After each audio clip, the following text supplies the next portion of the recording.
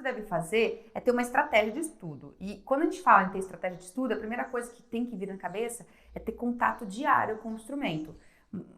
Para que você chegue nesse ponto e para que esse ponto seja muito positivo para você, as ferramentas, as estratégias, o alicerce tem que estar muito bem feito. Por que, Dani? Porque quando você vai lá ter contato com o seu instrumento diário, nutrir esse seu casamento com ele, conversar com ele diariamente, você vai ter que passar pelos 4 estágios aqui, que é, todo dia quando você vai estudar, você tem que pensar o seguinte, eu preciso decompor a habilidade. Ó, muito legal isso, hein? Se eu fosse você, eu tomava nota disso, tá?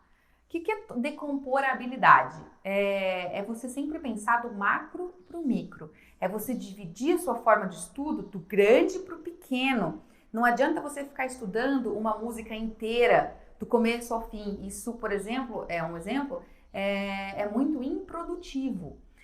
Quando a gente estende muito o tempo a música toda, a gente não consegue otimizar resultado. A gente fica errando, erra a música inteirinha, aí você passou por vários erros ali, você fala, ai caramba, aí você volta. E você passa de novo por um monte de erro e você não foca em cada erro em específico. Você vai só repetindo erros, entende o que eu tô falando? Na esperança de que pela repetição eterna, você vai uma hora conseguir. Não vai. Não vai. Vai demorar muito mesmo. É sério o que eu tô falando.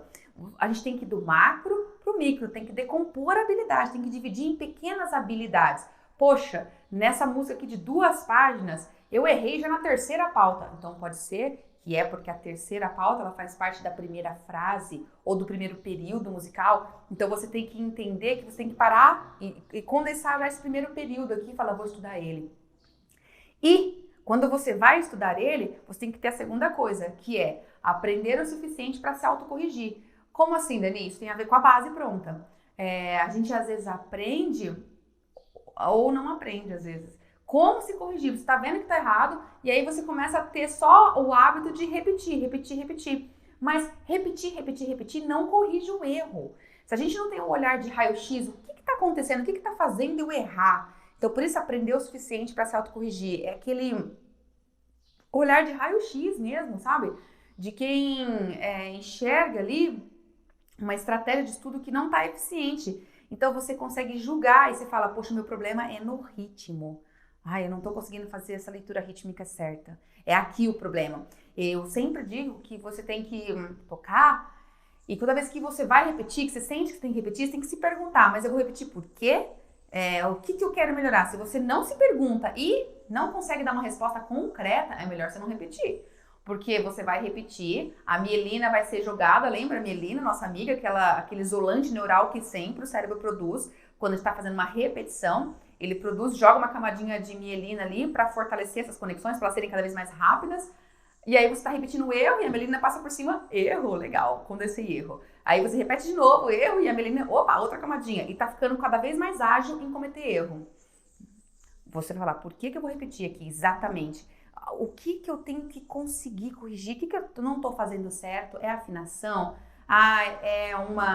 É o ritmo? É o dedilhado? É a articulação? E se você falar um monte de coisas dessa, é tudo isso, Daiane, é tudo isso que eu não consigo fazer. Ok, escolhe uma delas, uma só, por vez e corrige. É sério. Então, assim, a gente tem que saber decompor a habilidade, saber o suficiente para se autocorrigir ali na hora do estudo e saber que nós temos que ter um estudo que remove as barreiras para atrapalhar ele. Como assim, Dani? Quando a gente vai estudar, nós temos barreiras que atrapalham a prática, tipo as redes sociais que nos desconcentram, os barulhos na casa, as pessoas conversando com a gente nos desconcentram. A gente tem que ter foco e concentração ali na hora do estudo. Para quê? Para que você possa repetir ali e responder para você, que você possa ter um olhar de raio-x, porque você está concentrado naquilo e você consegue perceber o que está errado e uma estratégia para fazer para melhorar. Então você tem que remover as distrações que estão ali que vai atrapalhar a sua prática. Você tem que ter o seu cantinho da música preparado para você já ir estudar sozinho. Se é um repertório que você vai tocar sozinho, então é sozinho, entendeu? Tem que ter esse outro contexto. E o essencial, você tem que praticar por 30 dias no mínimo. Lembra o meu desafio dos 30 dias? Por que 30 dias? Porque 30 dias forma o hábito. Primeira coisa, você vai formar o hábito de estar diariamente com o seu instrumento e você vai construir a intimidade com ele. Se for menos que 30 dias não forma o hábito, lembra que eu falei que tem teorias que dizem que 21 dias são suficientes. Há uma certa dualidade de teorias. Mas, de qualquer forma, mesmo nessa teoria que diz que 21 dias já forma o hábito, ela diz que forma o hábito de uma forma sofrida. Depois de 21 dias, você ainda está meio que brigando com o seu corpo, com o seu cérebro especificamente, para automatizar essa nova rotina, esse novo comportamento, esse novo hábito. Então, ainda é uma memória um pouco de desconforto. Você ainda está desconfortável. Por exemplo, eu vou precisar aí de 30 dias para que isso entre como uma parte do meu estilo de vida. Entra como um estilo de vida, fica natural. Como escovar dente, a gente não pensa mais que faz, entendeu? Então você tem que praticar por 30 dias para formar o hábito de nutrir o contato diário. Você tem que estar com o seu instrumento por 30 dias. Você tem que tocar no mínimo 40 minutos ali com o seu instrumento. No mínimo, tia. No mínimo. Por quê? Porque menos que 40 minutos com o seu instrumento, você não vai conseguir ter um nível de concentração e de foco que realmente faz você otimizar. Eu já falei que a prática, ela não é medida por tempo, ela é medida por conexões neurais de qualidade. Então você pode estar ouvindo isso e falando, mas isso a tia tá entrando em contradição, isso é contraditório. É que não adianta você entrar lá 40 minutos e você falar, não, então a Dani falou que é 40 minutos que eu tenho que ficar. E você ficar numa repetição cíclica, totalmente fazendo isso que eu falei ao contrário. Você não busca saber por que você está repetindo, você não vai do macro para o micro, você não consegue... Não porque talvez você não queira, às vezes é porque você não queira, mas às vezes é porque você não sabe como fazer isso também. Você não tem estratégias ainda, talvez é a primeira vez que está ouvindo eu falar isso.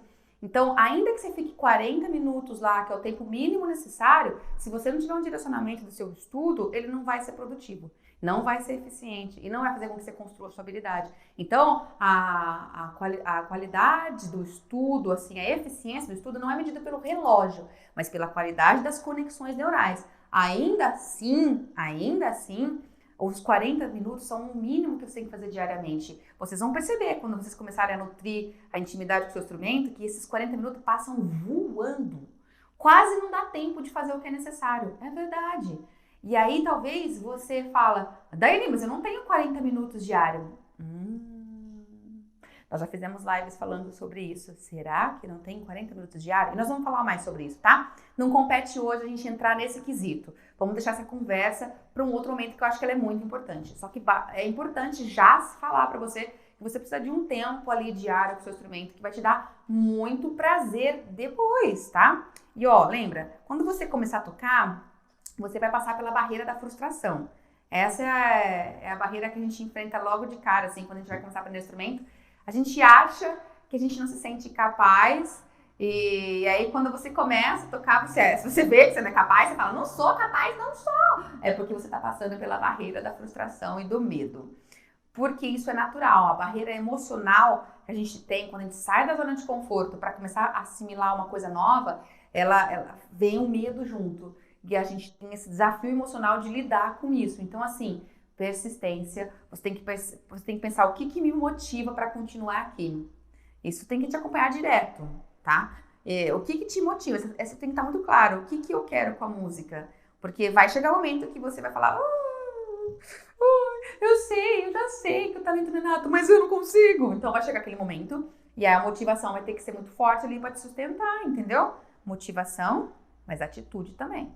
Consciência do processo, assim. Você sabe que você vai chegar, tenha consciência do processo.